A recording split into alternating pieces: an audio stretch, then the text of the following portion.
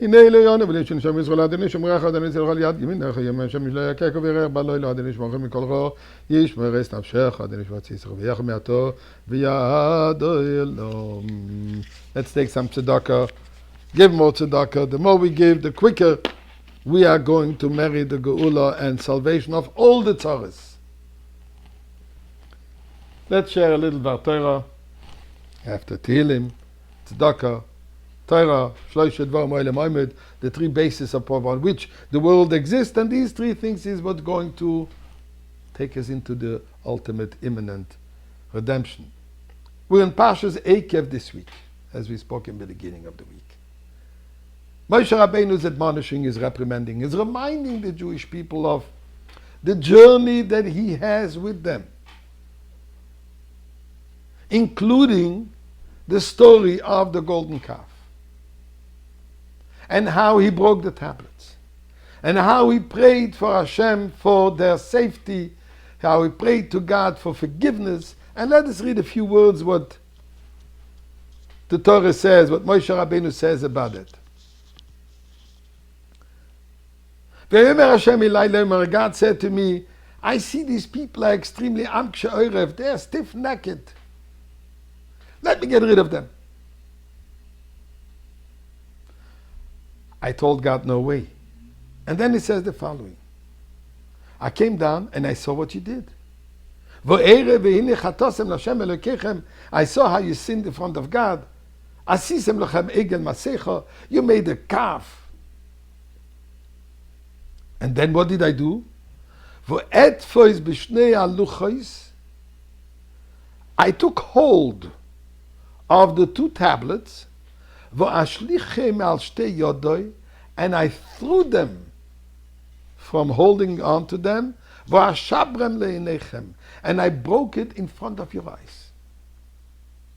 And then he says, I continued to pray to God for 40 days, and eventually I didn't drink, I didn't eat. For 40 days I was fasting, all to make sure that God forgives you. And then eventually God forgave, and I brought you the second set of tablets. But let us go back to a few of those words over here. What's the story? He has, as it says earlier, God gave me the two tablets. I have them with me. I'm coming down with them. So while I'm holding those two tablets, says Moshe Rabeinu, I realized what you did. I took hold of them and I threw them down. What do you mean you took hold of them? You had them. They were in Moshe Rabeinu's hand while he sees what's happening with the sin of the golden calf. He didn't need to take hold of them. In other words, picking them up and then breaking them. He had them in his hand. And then he broke it. In fact, Rashi says, when suddenly he realized that the spirit of the letters disappeared, so he says, I have stone. He broke it. But he had it with him. What is the meaning of etfois? I took possession of them.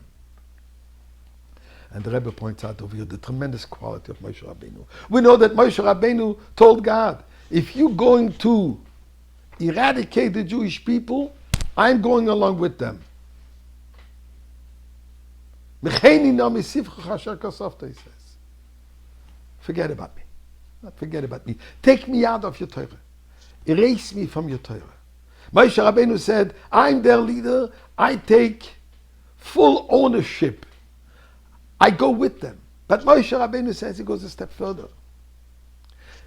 The cause for breaking the luchos, don't blame them for etfois bishnei luchos. I took them.